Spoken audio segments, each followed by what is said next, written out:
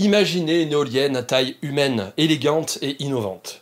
Une véritable innovation de rupture capable de récupérer de l'énergie dans les courants d'air générés par les voitures, dans le vent des quais d'un fleuve ou dans les masses d'air circulant dans les rues des villes. Imaginez un système capable de faire la moisson des énergies perdues. Je vous présente l'arbre à vent. L'arbre à vent. Bon ok, les aérolifs sont des toutes petites éoliennes verticales de 100 watts max. La forme est de type Savonus, c'est une des formes possibles des éoliennes verticales. Elle compose l'arbre à vent, structure design supportant 54 aérolifs capables de produire jusqu'à 5,4 kW. C'est New Wind, une boîte française qui a mis au point cette technologie, encensée par la presse à l'époque. Malgré quelques doutes en toile de fond quand même. Alors, pourquoi des éoliennes verticales? Eh bien déjà parce que ça tourne peu importe le sens du vent, pas besoin d'orienter l'éolienne. Ensuite, parce que c'est le genre d'éolienne qui est capable de tourner avec très peu de vent. New Wind annonçait à partir de 2,5 mètres secondes, soit 9 km/h environ. Alors, bien sûr, le monde réel physique étant ce qu'il est, c'est-à-dire qu'il n'existe pas de système parfait, et quand tu as une idée a priori révolutionnaire, la réalité vient sonner à ta porte pour te fracasser la tronche. La réalité ici, c'est que ce type d'éolienne verticale a un rendement vraiment bof bof. Alors, quand je parle de rendement, il faut bien qu'on soit d'accord sur quoi on parle. Vous avez une masse d'air devant l'éolienne à une certaine vitesse, donc une énergie cinétique. Le rendement ici sera quelle est la part qu'on peut prendre à cette énergie cinétique. Une éolienne ne crée pas d'énergie. En fait, aucun système ne crée d'énergie. L'éolienne convertit une énergie cinétique en une énergie électrique via un système de captation mécanique. Le système de captation n'étant pas parfait, il y aura forcément un rendement. Une Savonus fonctionne avec la traînée et pas la portance. En gros, le vent vient s'engouffrer dans les pales, ce qui va pousser les pales dans une direction, créant une rotation. Cette attaque frontale crée un fort couple avec les vents à faible vitesse, car il y a beaucoup de surface de contact avec l'air. Donc l'éolienne est capable de commencer à tourner avec très peu de vent. Ceci est différent des éoliennes classiques, où le vent passe autour du profil des pales. Comme pour les ailes d'un avion, la différence de vitesse de l'air entre le dessus et le dessous des pales va créer une dépression qui va attirer la pale. Là-dessus, une vidéo de YPenser qui explique ça très bien. Je vous mets le lien avec le timer pour voir directement l'explication. Une éolienne classique, c'est donc 3 ailes d'avion orientées pour créer un mouvement circulaire.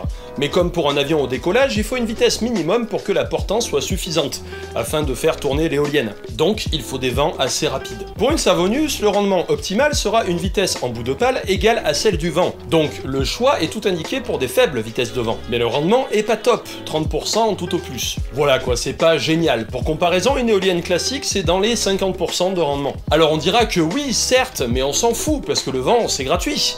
Et que même si on capte peu d'énergie, c'est toujours ça de prix. En plus, l'arbre à vent exploite des vents proches du sol, en ville, ou à côté de la Tour Eiffel, parce qu'on est en France, et qu'en France, il y a Paris, et qu'à Paris, il y a la Tour Eiffel. Donc voilà, c'est pas comparable, c'est plus complémentaire avec des éoliennes classiques. C'est pour ça qu'on trouve des tonnes d'expérimentations d'éoliennes verticales, puisque ça capte des vents de faible vitesse, et donc pas mal d'entreprises essayent de créer des éoliennes qui puissent capter de manière efficace des vents de faible vitesse. L'arbre à vent se démarque par rapport au reste parce qu'il met en place plein de petites éoliennes au même endroit, au lieu d'en créer une grosse. Mais vent faible ne veut pas dire pas de vent du tout. Et c'est là qu'on commence à se poser sérieusement des questions sur l'arbre à vent. Il est indiqué que l'arbre peut produire jusqu'à 5,4 kW, avec un vent de 57 km/h. Autant vous dire que des vents à cette vitesse au niveau du sol, c'est pas partout qu'il y en a. Ce souci, c'est qu'on joue sur le seuil assez bas où les aérolifs commencent à tourner. Certes, elle produit de l'électricité à partir de 2,5 mètres secondes, mais elle produit quasi rien du tout. On peut même dire qu'elle tourne dans le vide. Sauf que cette courbe-là que j'ai tirée de la fiche produit, on ne la voit jamais dans les articles. Qu'on vend le truc en mode « Oh, regardez, ça tourne !» donc ça collecte de l'énergie. Pour une aérolif qui fait 100 watts maximum, on est en dessous des 5 watts de production jusqu'à des vents de 7 mètres par seconde. Il faut aller fouiller de soi-même pour trouver ce genre de caractéristiques, et on en entend très peu parler dans les articles généralistes. Avec un vent de 10 mètres par seconde, l'arbre avec ses 54 aérolifs produit 810 watts. Soit de quoi alimenter un aspirateur. Pour vous donner un ordre d'idée, 10 mètres par seconde, c'est 36 km/h. Pour les habitués de la mer, c'est un vent de force 5, ou bonne brise. Sur Wikipédia, il est indiqué « Le tronc des arbustes et des arbrisseaux en feuilles balance, la cime des arbres est agitée ». Comme je l'ai dit, l'arbre donne son plein potentiel, donc 5,4 kW, à 57 km/h au niveau du sol. On est sur un vent de force 7. tous les arbres balancent, la marche contre le vent peut devenir difficile. C'est pas tous les jours qu'on a ça quand même. Hein. Par exemple sur Paris, on peut trouver les moyennes de vent sur internet. C'est entre 5 et 7 nœuds, soit entre 2,5 et 3,6 mètres secondes. Les arbres à vent sur Paris, c'est pas forcément la meilleure idée du monde. Si les éoliennes classiques sont en hauteur, c'est parce qu'on évite une bonne partie des obstacles dans le paysage et des perturbations au niveau du sol.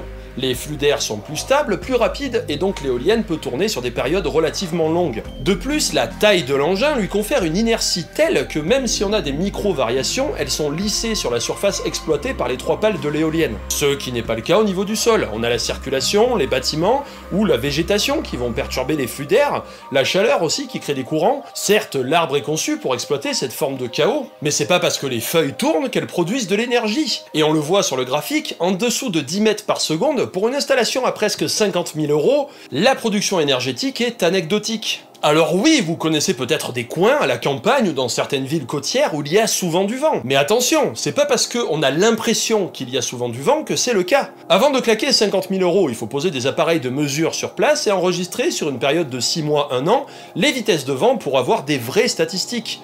Et croiser ça avec les stations météo du coin. L'arbre à vent, qui a eu droit à des éloges dans la presse, du genre ça tourne même quand il n'y a pas de vent, est une installation ultra spécifique, qu'on ne pourra jamais généraliser à l'échelle du pays. Alors dans des cas précis, je dis pas, dans une réserve naturelle, dans un endroit où le vent s'engouffre, on peut en caler quelques-uns pour alimenter des refuges en relais téléphoniques ou des bornes interactives pour les randonneurs. En fait, ce truc c'est comme la route solaire, j'en avais parlé dans un précédent épisode, dans quelques rares cas, je dis pas, ça peut être utile. La communication de l'arbre à vent parle aussi de grosses installations versus petit éolien, et que l'arbre à vent permettrait de ramener la production auprès du consommateur. Alors là, on est dans l'idée classique des quartiers autonomes, des maisons autosuffisantes, etc. Le prix d'un arbre à vent étant fixé à plus de 49 000 €, soit 9 € du watt installé, c'est plus cher que les panneaux solaires sur toiture, qui sont pour une puissance crête équivalente, entre 3 et 6 € du watt installé. Alors bon, ça coûte presque 2 fois plus cher que du solaire, et à part quelques rares exceptions, on a plus de soleil que de vent.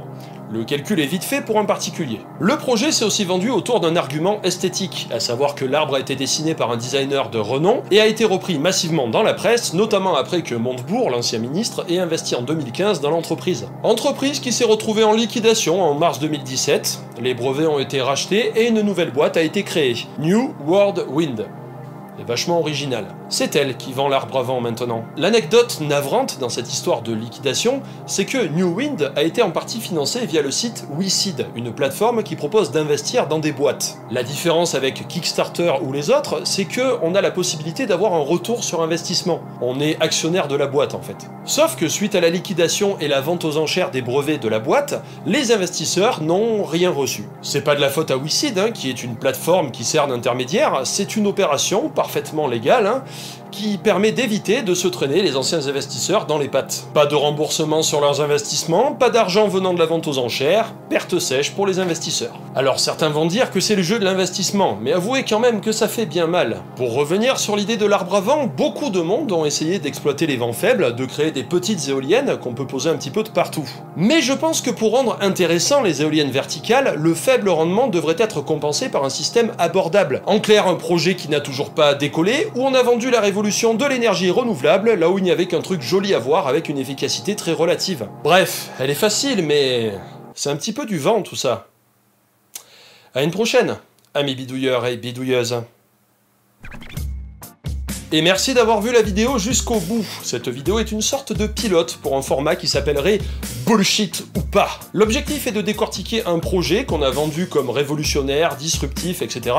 et de voir ce qu'on en sait vraiment et s'il y a vraiment du potentiel. Ça peut être soit des projets parfaitement intelligents et réalisables, soit des rumeurs ou des belles histoires qu'on raconte sur internet, alors qu'on n'a rien de concret derrière. Voilà, c'est à peu près le concept, donc dites-moi ce que vous en pensez et à la prochaine.